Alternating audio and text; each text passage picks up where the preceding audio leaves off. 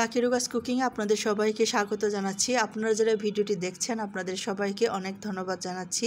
আমার রান্নার ভিডিও, আমার রেসিপিগুলো যদি ভালো লাগে তাহলে অবশ্যই একটা লাইক কমেন্টস করে আমার এই ভিডিওগুলো বা রেসিপিগুলো আপনাদের ফ্রেন্ডস এবং ফ্যামিলির মাঝে শেয়ার করে দেবেন। তো রান্নাটি করার জন্য আজকে আমি এখানে 4 টুকরো রুই মাছ নিয়েছি। মাছটা খুব ভালো করে ধুয়ে রেখেছি। লবণ দিয়ে দিচ্ছি প্রথমে, তারপর হলুদ গুঁড়ো দিয়ে দিচ্ছি, একটু সরিষা তেল দিয়ে দিচ্ছি। এখন এটা খুব ভালো করে মেখে আমি 30 মিনিটের মতো রেখে দেব। সরিষার তেল অবশ্যই রান্নায় স্বাদ বাড়ায়, সেজন্য সরিষার তেলটা একটু দিয়ে নিলাম মাছের মধ্যে, যাতে একটু ভালো লাগে খেতে। আজকে রান্নাটি কিন্তু একটু অন্যরকম করে রান্না করেছি, অবশ্যই পুরো ভিডিওটি শেষ করে দেখবেন। চুলায় কড়াই বসিয়ে দিয়েছি। কড়াইটা গরম হয়ে আসলে এর মধ্যে সয়াবিন তেল দিয়ে দিলাম। তেলটা যখন একটু গরম হয়ে আসছে এর মধ্যে আমি হলুদ, লবণ আর সরিষার তেল দিয়ে মেখে রাখা মাছটা দিয়ে মাছটা এই পিঠ ও পিঠ করে একটু ভালো করে লাল লাল করে ভেজে তুলে রেখে দিব। মাছটা যখন ভাজা হয়ে যাবে এটা তুলে নিয়ে এই তেলের মধ্যে আমি আলু ভেজে নেব। আলুটা ভেজে নিলে যেটা হবে, আলুটা খেতে যেমন মজা লাগবে তেমনি আলুটা রান্নায় ব্যবহার করার ফলে আলুটা সহজে গলে যাবে না, কিন্তু সেদ্ধ হবে, নরম হবে আর রান্নার কালারটা নষ্ট হবে না। আলু কিন্তু তেল শুষে নেয় অনেকগুলো তেল, আর ভাজলে কিন্তু সেটা হবে না, আর খেতেও অনেক মজা লাগবে। তো আলুটা দিয়ে এর মধ্যে আমি একটু লবণ আর একটু হলুদ গুঁড়ো দিয়ে দিলাম। লবণটা দিয়ে দিলাম যাতে আলুর মধ্যে লবণটা খুব ভালো মতো মিশে যায়, আর হলুদটা দিয়ে দিলাম সুন্দর একটা কালারের জন্য।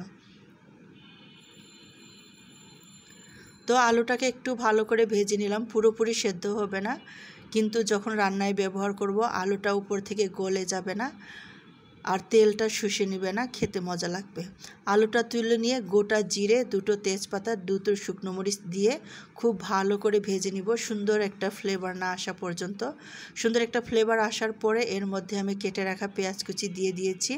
হাফ কাপের একটু বেশি হবে পেঁয়াজ কুচি। পেঁয়াজটা দিয়ে খুব ভালো করে ভেজে নিয়ে এর মধ্যে আমি দিয়ে দিব আদা বাটা। আদা বাটা আমি 1 টেবিল চামচ এখানে দিয়ে দিচ্ছি। আদাটা একটু কষিয়ে নিয়ে আমি এর মধ্যে রসুন বাটা দিয়ে দিব। রসুন বাটাও আমি 1 টেবিল চামচ দিয়ে দিলাম। রসুনটা একটু ভালো করে কষিয়ে নিয়ে এর মধ্যে আমি গুঁড়ো মশলাগুলো দিয়ে দিব। তো আদা রসুনের পানি থাকতে থাকতে এখানে আমি দিয়ে দিলাম ধনে গুঁড়ো 1 টেবিল চামচ, জিরে গুঁড়ো দিয়ে দিলাম হাফ টেবিল চামচ, হলুদ গুঁড়ো দিয়ে দিলাম হাফ টেবিল চামচের একটু কম, মরিচ গুঁড়ো 1 চা চামচের মতো, আর দিয়ে দিলাম পরিমাণ মতো লবণ। মরিচটা যে যার পছন্দ মতো। তো খুব ভালো করে মশলাটা কষিয়ে নিব। এর মধ্যে আমি দিয়ে দিলাম টমেটো বাটা। এখানে আমি 2টো ছোট সাইজের টমেটো বেটে নিয়েছি। তারপর এখানে আমি বাটিগুলোতে যে মশলা লেগেছিল সেগুলোতে পানি দিয়ে এটা দিয়ে দিয়েছি। এরকম করে পরপর দেখলেন আমি 2বার পানি দিয়েছি। এরকম করে পানি দিয়ে মশলাটা আমি খুব ভালো করে সময় নিয়ে কিন্তু কষিয়ে নিয়েছি। তো এই যে দেখেন একবার মশলা কষালাম, তেলটা উপরে উঠে আসছে, আবার আমি খুব ভালো মতো নেড়ে চেড়ে দিচ্ছি। আর একটু মশলা কষিয়ে নিলাম সময় করে, তেলটা আরও একটু বেশি কিন্তু উপরে উঠে আসছে। এই রকম করে সময় নিয়ে মশলাটা আমি খুব ভালো করে কিন্তু কষিয়ে নিব।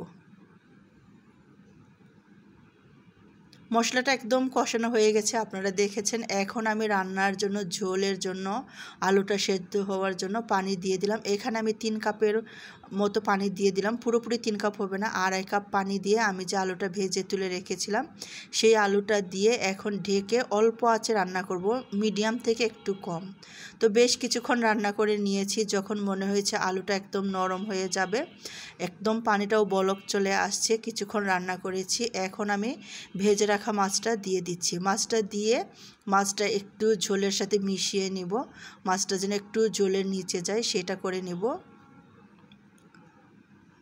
তারপর এটাকে ঢেকে আমি একদম আগুনটা কমিয়ে, মিডিয়াম থেকেও কমিয়ে রান্না করে নেব, তা না হলে ঝোলটা তাড়াতাড়ি শুকিয়ে যাবে। তো আগুনটা কমিয়ে আমি রান্না করেছি। আমি এর মধ্যে ওপর থেকে একটু ধনেপাতা কুচি দিয়ে দিচ্ছি আর কাঁচামরিচ দিয়ে দিচ্ছি। ধনেপাতা, মোটা যে ধনেপাতা সেটা আমি দিয়ে দিয়েছি। দিয়ে এটাকে আমি এখন নামিয়ে নিব, আর বেশিক্ষণ রান্না করব না। সুন্দর একটা কালার চলে আসছে, সুন্দর একটা ফ্লেভার চলে আসছে, এটা খেতেও অনেক ভালো হয়েছিল। তো রান্নাটি আমার তো নিজের অনেক বেশি ভালো লেগেছে, জানি না আপনাদের কেমন লেগেছে। যদি ভালো লাগে তাহলে অবশ্যই লাইক কমেন্টস করে আমার এই ভিডিওগুলো রেসিপিগুলো শেয়ার করে দেবেন।